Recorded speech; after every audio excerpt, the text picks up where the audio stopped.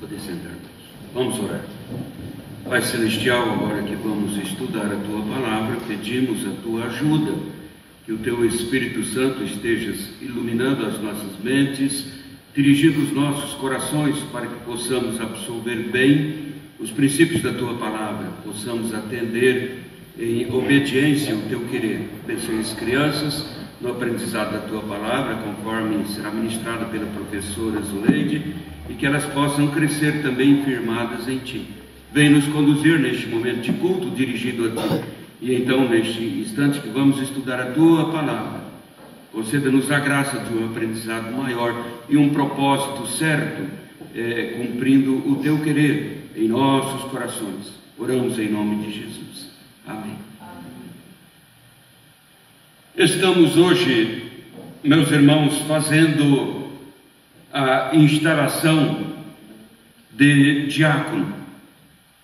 É de grande importância quando Deus estende o seu chamado para alguém servi-lo no diaconato da igreja.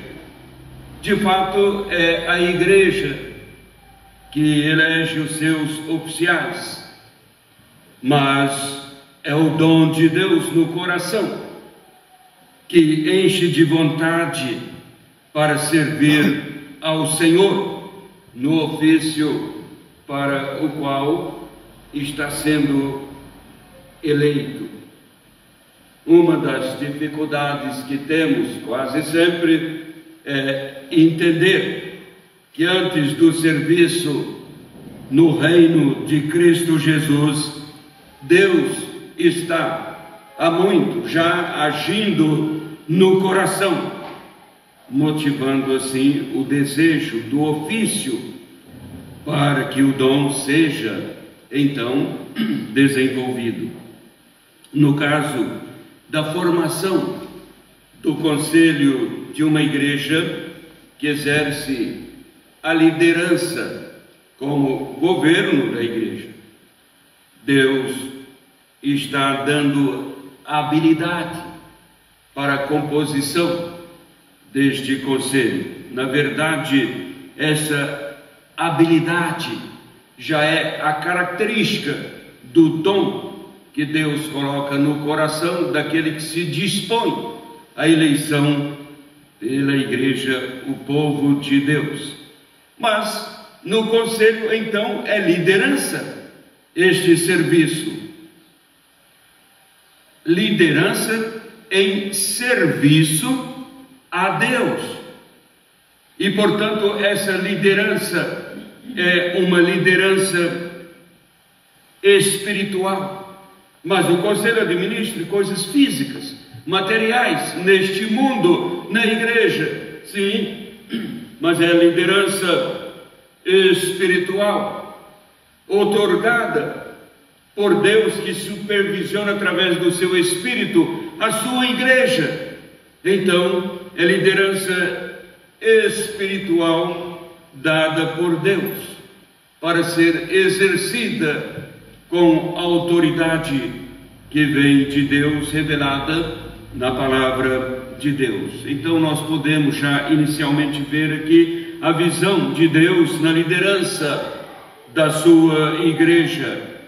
A liderança na igreja, irmãos, como liderança que vem de Deus, é uma liderança bem diferente. Na visão de Deus, é uma liderança diferente da liderança que há no mundo. Para o mundo, o líder é uma pessoa com inteligência superior, é uma pessoa criativa, uma pessoa com até habilidades notadas, habilidades incomuns, é uma pessoa que controla sempre os seus liderados através do domínio, poder e autoridade. É uma personalidade que chama sempre a atenção de todos para ele. Mas Jesus falou sobre isso no texto que fizemos a leitura, porque Jesus disse no verso 25, então Jesus, chamando-os, disse: sabeis que os governadores dos povos os dominam e que os maiorais exercem autoridade sobre eles. Olha, Jesus está chamando os 10 que se importaram com os 2 que foram pedir um pouco mais de status, como se pudessem falar assim com Jesus, imaginando que Jesus restauraria o reino de Davi. Era o pensamento: nós vamos dominar Roma e então Jesus vai ser o imperador, e eu quero estar ao seu lado e o meu irmão do outro lado do imperador. Jesus pensavam assim mesmo. Equivocados. Jesus fez uma correção, mas para isto chamou também os outros 10 se juntarem aos 2. Portanto, a igreja deve ter esse pensamento. Foi o que Jesus fez, e pela declaração de Jesus, então, irmãos, liderança praticada pelos servos de Deus é mesmo uma liderança inteiramente diferente. No verso 26 e 27, nós lemos: não é assim entre vós. Entre vós, disse Jesus, depois de falar sobre o governo neste mundo, depois de falar da liderança no mundo, ele olha para os discípulos e diz: mas entre vós, na igreja, não é assim. Pelo contrário, quem quiser tornar-se grande entre vós, será esse o que vos sirva. E quem quiser ser o primeiro entre vós, será vosso servo. Olha só, qual é a perspectiva de liderança na igreja do Senhor Jesus. Não é para dominadores, mas para servos. É assim que Jesus está conotando a ideia aqui de liderança no seu reino. Quem quiser ser grande entre vós, será esse o que vos sirva. Interessante, porque sirva, a palavra servir é diáconos. Diáconos mesmo, no texto original. É diáconos que chama. Daí os diáconos. Servir. Jesus usou esta palavra. Será este o que vos sirva. Será este o diáconos. Se quiser ser grande, tem que ser diáconos, na visão de Cristo. Já pensou? E depois ele continuou no verso 27, e quem quiser ser o primeiro será vosso servo. No verso seguinte ele mudou, ele não usou diáconos, agora ele usou uma palavra que é conhecida, tal como Shalom é conhecido, é doulos, escravo. Será este como um escravo. Quem quiser ser o primeiro. Ele agora deixou os diáconos, e para o diácono ele foi a todos um pouco mais fundo na questão, e disse: vai ser doulos. Doulos, sim, é servo também, mas com a ideia de agora como o escravo serve, sem qualquer direito ou reivindicação ao seu senhor. Ele diz servo, doulos, neste sentido, porque diácono significa prover, cuidar. Isto é diácono, ministrar, ou então servir. Diácono, então, é aquele que serve. É por isso que muitos dizem, é o garçom, é aquele que está sempre servindo. É assim mesmo, o diácono. E já Doulos significa que é servo no jugo dele, ou então sujeito. Veja que agora Jesus tirou qualquer condição de reivindicação da parte do diaconato, da liderança, do presbiterato, do pastor, de todos que servem na igreja a Cristo Jesus. Ele tirou esse direito da reivindicação e diz: é serviço. Liderança tem essa ideia, é não assenhorar-se da situação, mas servir. É o presbiterato, é o diaconato, é o pastorado, sim, o presbiterato, os oficiais da igreja.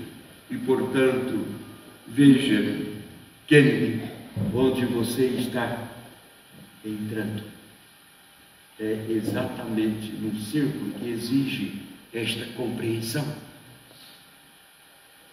Você ainda tem tempo até o final da mensagem, depois não mais. Mas veja bem a ideia aqui, irmãos, de escravidão que Jesus está empregando.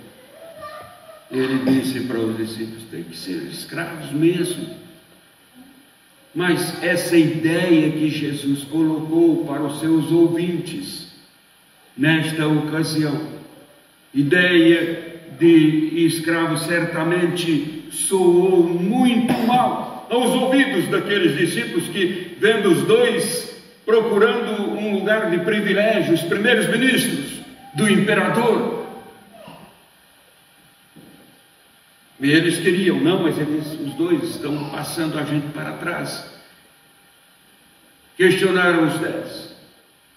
E então começa uma disputa entre eles, querendo o melhor lugar, ao lado daquele que conquistaria todos os impérios.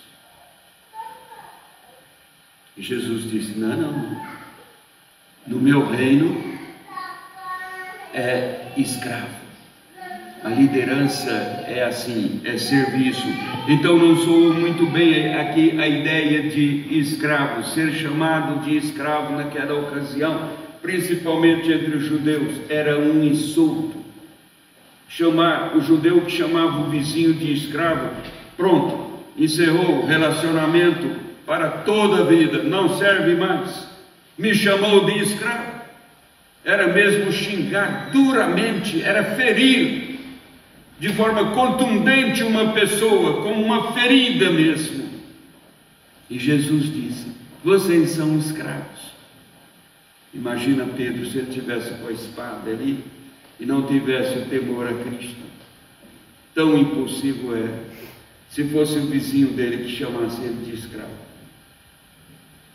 Se ele cortou a orelha do servo do sumo sacerdote, o vizinho não ia ficar em pé. Mas olha só, Jesus disse: é assim mesmo, Pedro. E para todos os discípulos, ele fala conosco da mesma forma, porque a ideia está na palavra sagrada, que permanece, chega aos nossos ouvidos, aos nossos corações. E é uma graça isto. A maravilha, então, é que o cristão, se dispondo assim para Cristo, ele descobre que ser escravo de Cristo, na totalidade da vida, na plenitude da vida, aí sim, ser escravo de Cristo é que é ser liberto, ser livre. Somente libertos em Cristo Jesus é que podemos servir a Deus. Então, é ser escravo de Cristo, é ser livre, livre para servir a Deus. Mas mesmo assim, sendo a experiência do cristão, livre em Cristo Jesus, qual escravidão em Cristo Jesus tão livre, ainda assim existe no coração do cristão uma luta entre servir a Deus e a vontade da carne de não querer servir. uma pessoa diz: eu creio em Cristo. Você crê que Cristo é o seu Senhor e Salvador? Responde na pública profissão de fé: sim, eu creio. Você está? Sim, eu estou pronto a segui-lo. Mas muitas vezes há um chamado no coração e vai dormir e está pensando: eu preciso fazer isto, mas ao mesmo tempo eu não quero fazer isto. Como eu vou arrumar uma desculpa para não fazer? É na igreja, é no reino de Deus.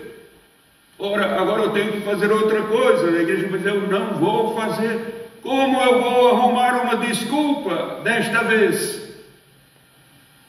Há uma luta que permanece com as tendências da carne contra o Espírito Santo. O apóstolo Paulo trabalha com isso quando ele fala lá em Gálatas sobre as obras da carne. As obras da carne, bem no plural. E o fruto, fruto do Espírito. Ele falando das obras da carne, do fruto do Espírito, ele diz: porque a carne milita contra o Espírito, e o Espírito contra a carne, porque são opostos entre si, para que não façais o que porventura seja do vosso querer. Então, irmãos, cuidado com o tipo de vontade, de querer que alimentamos em nossos corações. São desejos vindos de circunstâncias neste mundo, são desejos vindos de sugestões humanas. É bom sempre peneirar. Ou desejos, vontade, que vem da operosidade do Espírito Santo, pela leitura inspirada pelo próprio Espírito Santo. Que vontade estamos alimentando em nossos corações? Desejo de servir a Deus vem inegavelmente do grande amor de Deus que o Espírito Santo de Deus derrama em nossos corações. É assim, e é neste amor que somos movidos pelo desejo de servir a Deus. Podemos dizer: ora, quem ama a Deus, serve a Deus, seja como for. Sempre verifica se está servindo a Deus.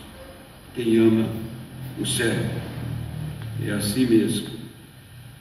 O Senhor Jesus, conversando com os discípulos, ele disse: se me amais, guardareis os meus mandamentos. Aquele que tem os meus mandamentos e os guarda, esse é o que me ama. O mandamento de Deus, meus irmãos, qual é? Vamos ler de Gênesis a Apocalipse, vendo os imperativos que temos nas páginas sagradas. O mandamento de Deus é um mandamento de serviço no propósito de Deus para a vida. Então você diz: mas eu tenho que plantar, eu tenho que colher, eu tenho que fazer isso, faça para o Senhor, para o propósito do Senhor. A cada dia, o que você faz em sua casa, faça pensando na glória de Deus. Sirva a Deus em tudo que você faz. Ao levantar, procure pela oração, meio de graça, falar com Deus, pedindo a orientação de Deus. Siga o dia servindo a Deus, um dia tão tumultuado, com tantos inesperados acontecimentos, mas siga servindo, buscando a orientação de Deus.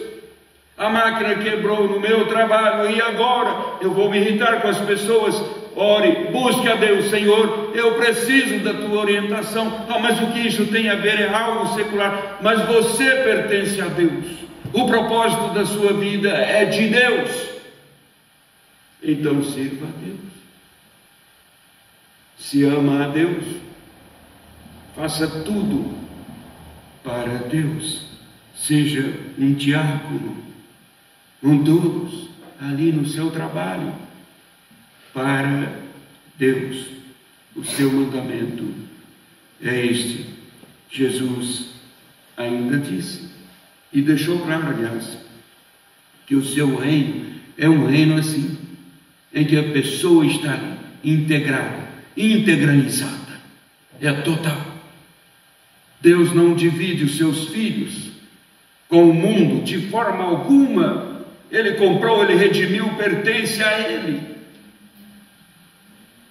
E devemos cultivar e crescer neste pensamento. Quando Jesus entrou em Jerusalém, ali na chamada entrada triunfal de Jesus em Jerusalém, ele entrou montado sobre um jumento. O jumento é o símbolo da humildade, mas é o símbolo do serviço, porque ele veio instalar provisoriamente o seu reino, que será instalado definitivamente na sua segunda vinda.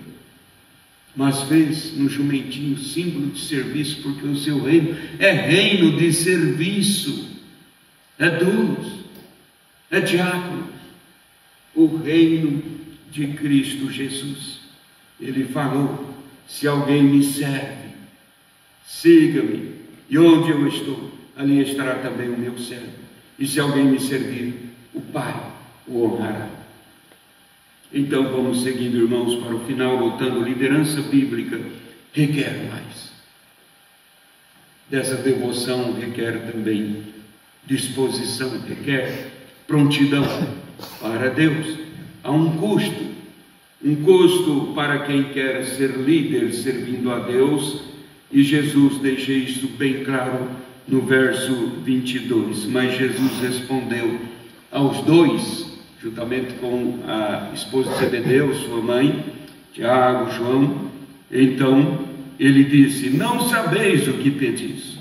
Podeis vós beber o cálice que eu estou para beber? Referindo-se ao sofrimento, à cruz, o Calvário. Vocês poderão fazer isto? E eles responderam: sim, nós podemos.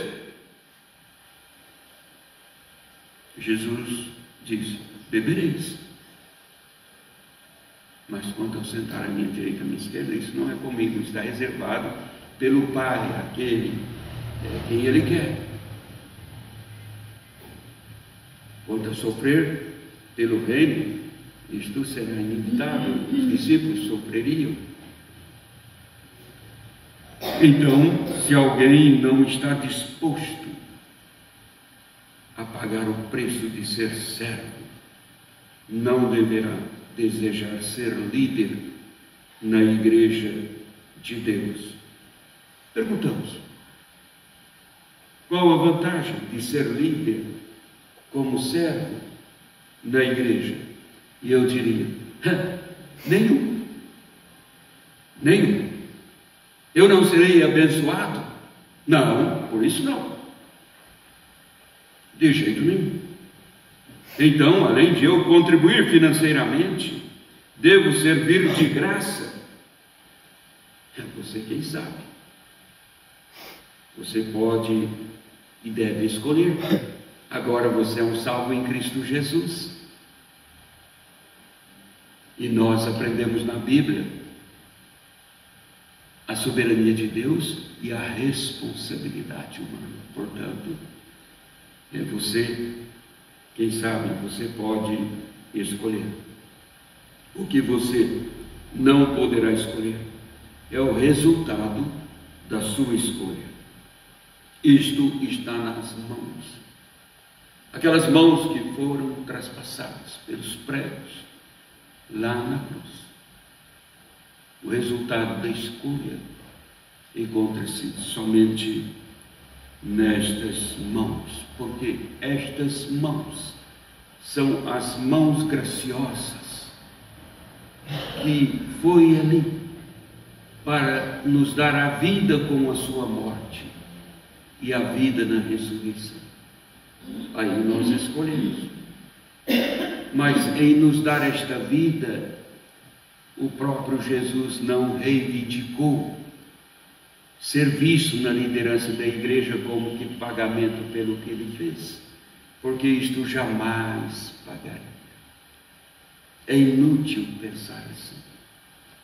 Deus não quer esse tipo de escravo, Ele não força ninguém a escravidão. O termo aqui, doulos, é alguém que se dispõe voluntariamente a fazer como uma forma de agradecimento pela vida, seguindo o exemplo do próprio Senhor Jesus, que conclui esta conversa com os discípulos, dizendo no verso 28, tal como o Filho do Homem, aliás, no verso 27, para entendermos, e quem quiser ser o primeiro entre vós, será vosso servo, e disse, tal como o Filho do Homem, que não veio para ser servido, mas para servir e dar a sua vida em resgate de muitos. Deus jamais obriga alguém a servir.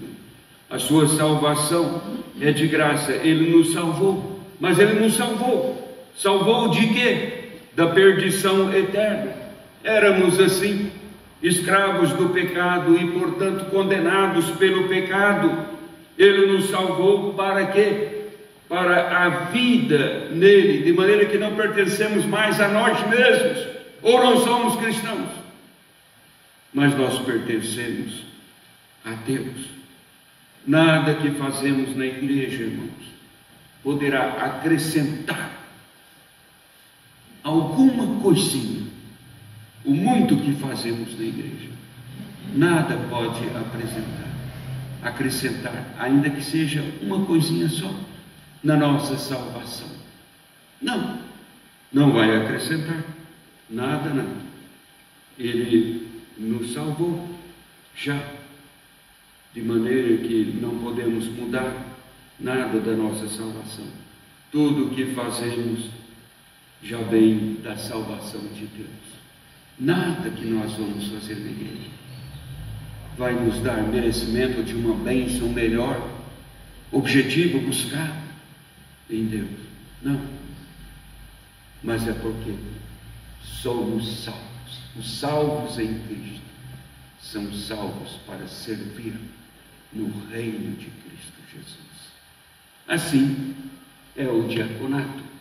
E eu quero então fazer a instalação do diácono Kennedy neste momento, e o convido para que sente aqui no banco da frente.